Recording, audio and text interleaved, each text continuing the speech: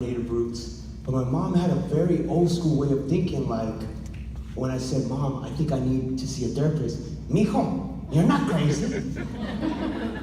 No, estás loco. You don't need a therapist.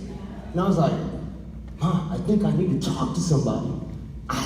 That's chingada. No, you don't need no therapist. You're fine. Here, put some vapor rub on it. Somebody, you're fine.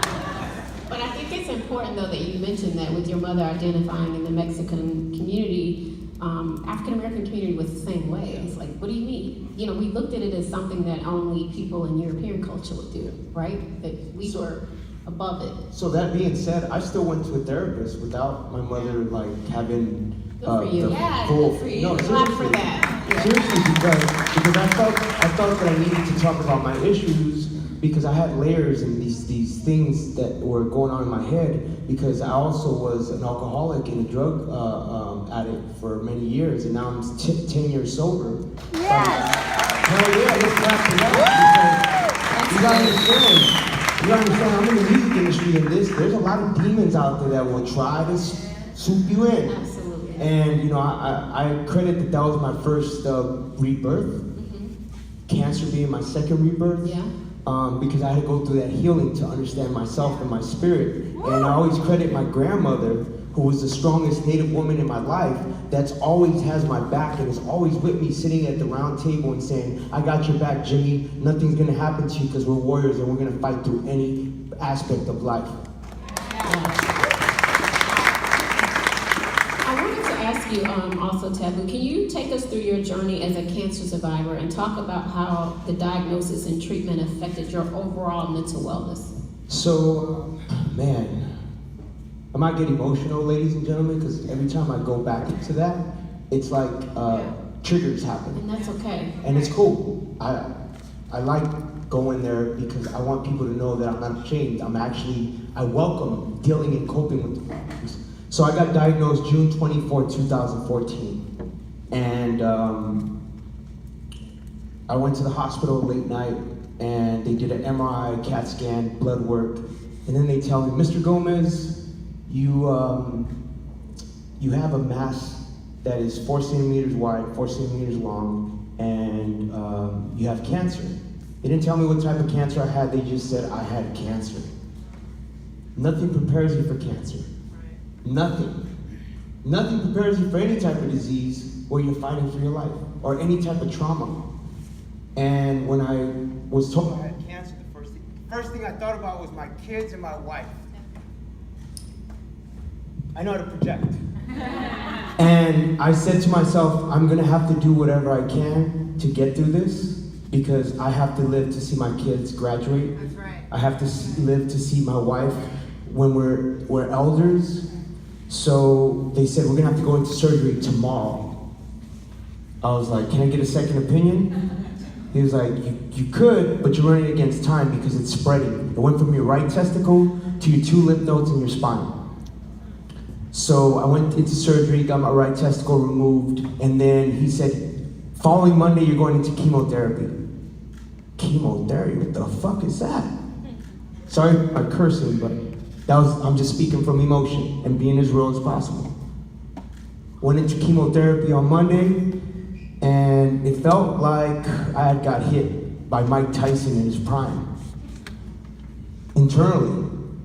Then my second round was when the mental started happening. That's when it started kicking my ass mentally.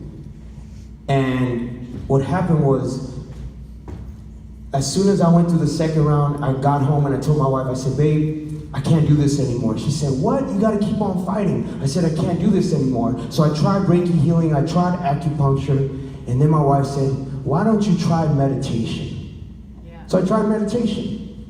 And my mind was just so boggled that I said, I can't do meditation. So I sat down like this, turned on my television, ESPN turned on. And who did I see on TV? Jim Kelly talking about his fight against cancer. Then I saw Stuart Scott doing a speech about his battle with cancer. Then I saw the Jimmy Valvano story.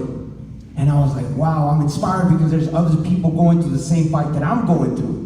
And then I saw Brandon Marshall, football player dealing with mental health. And it was no longer a physical thing for me, now it was a mental thing. Because you gotta understand, I got little children, and me being like this during the day because of the chemo and the morphine is not cool to little kids that are used to seeing you jumping up and down and running and playing. So that mental aspect destroyed me. The fact that I used to have long hair. I was the long-haired Asian guy from the Black Eyed Peas.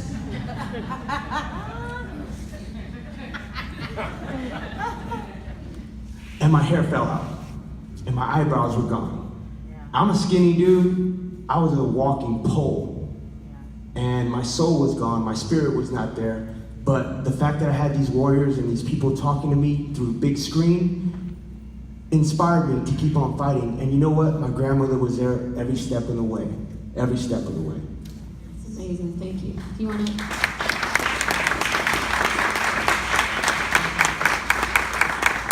Yashi, can you talk about what it was like for you when you first started having to take medication and how you felt? And did you ever start and stop? Because so many people that I know who suffer with the mental health disorder, I know part of it is finding that right cocktail, if you will, because it doesn't make a lot of people feel good, but sometimes we know your body needs it. So talk about your walk with medication and what that was like, and then also how you found, treatment and therapy through your poetry. Do you know many people with bipolar that take their meds? None of us do. And that, in the beginning at least, and that was me. I took them for a little bit, and then it was like, to hell with this. And the reality is that when you're hospitalized for a psychotic break, those meds are everything. They bring you down, they clear up the racing thoughts, they clear up the hallucinations or delusions, and they make you realize, unfortunately, that everything you thought was real, and when the manic euphoria was happening, that it wasn't real. But they also flatten everything. They also make you feel like an alien. Your creativity, you don't even have the ability to cry, which is interesting. Wow, so, really? No, it flattens everything. So while on one side, the sanity kind of comes back, your sense of being, of what it feels like to be alive and a human being. Now, it's not that we don't want to feel sad, but the reality is we want to be able to feel the full range of emotions, right? You want to be able to feel ecstatic when somebody is getting married or when you graduate from college. You also want to be able to show emotion and sympathy or mourning when somebody passes away. So that full range of emotion is part of the human experience. That's completely taken away if you're on the wrong medication. So we think, okay, we're not going to stay on the meds, we can handle this on our own because you don't feel like you're alive. Mm-hmm. So maybe that'll help put into context why a lot of individuals with bipolar and these illnesses may not take their meds regularly. Finally, when it got to the point where I was literally on my hands and knees about to commit suicide and I couldn't take it anymore, I just said, I need something. I need something to just bring this in, and I don't care. I'm not looking for happiness or joy. I just need to be able to stay alive, to hang in there.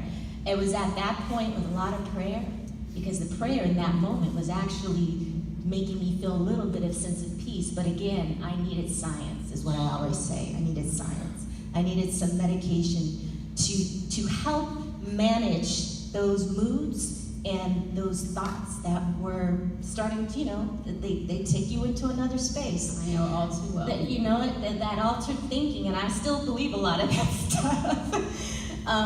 But at the same time, I do understand what it feels like to not be in control, and it does not feel good. It does not. It does not feel good. So I finally found the right doctor. Out of 3 or 4 doctors, I finally found the right doctor, and we were able to work together, and she put me on the right medication.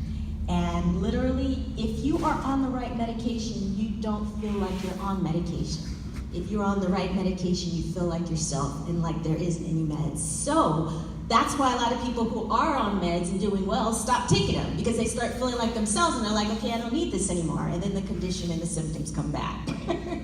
So that is what it took, was a combination of surrender, prayer, really wanting and being open to treatment and not denying it, not fighting it, not saying I don't have an illness, or because in that moment it is an illness. I understand we like to use mental health, and I believe in definitely using that word, but in those moments you are ill. Absolutely. Okay, so that needed to happen. And that combination of me being willing and then allowing is what the right people came in, the wrong people left, and everything came together, and I was able to get on the right meds, and my life started over. I felt better in 6 to 8 weeks than I had in 8 to 10 years. I think acceptance is key to what you said, because my family member is still struggling with that acceptance. Did you also go to therapy on top of seeing a psychiatrist? I did go to therapy, and for me, in those moments before I got on the right medication, no, it wasn't doing the job. I wasn't in a space to be able to really appreciate and understand really the questions she was asking me, and then how to respond. Like it was way past that. I needed to be able to have that control over just my brain, over just being able to communicate and not get pissed off at somebody at just doing one little thing, having anger, or being able to not cry at something, very quickly. So for me, in those early stages before, nah, it didn't help me. But afterward, I was able to do some counseling. But for me, again, meditation was everything. And then lots of affirmations, positive reading. I would say self-love, self-therapy, a lot of self-care. I like to say I go on my self-care binges, because that's really what it was. So I was kind of like a therapist to myself. Yeah, for me, I didn't go to counseling until, I was like 33. That was the first time that I forgave my father. And that was a really big step. It was an emotional step for me. My father actually is of Indian descent, East India, South Asian culture. And so for a long time, I didn't want to learn about my dad's culture because I was angry at him for what he had done. And I thought, if he really loved us, how could you do that? And so once I finally learned that it was an illness and that my father was not in his right state of mind, that I could finally, after all those years, forgive him. And so I'm going to try not to get emotional too up here, but can you imagine, I don't know how many of you guys, have a parent that have passed away, just show of hands in the audience, or someone that might have taken their own life, but here I am, I'm 47 years old, but it's still not a day that goes by that I don't want to meet my dad, or I'm that little girl that longs to meet her father. And I think that's why I'm still struggling to this day, even though I've been successful. None of that matters. And so I'm excited to say I'm back in therapy, and it's actually working for me. So I figured if I'm going to be out encouraging everyone to take care of themselves, that I need to make sure that I'm doing what I need to do from a self-care perspective. So I'm grateful for my therapist, and I tell people it's kind of like Tinder, you guys, swipe left, swipe right, until you find the right person.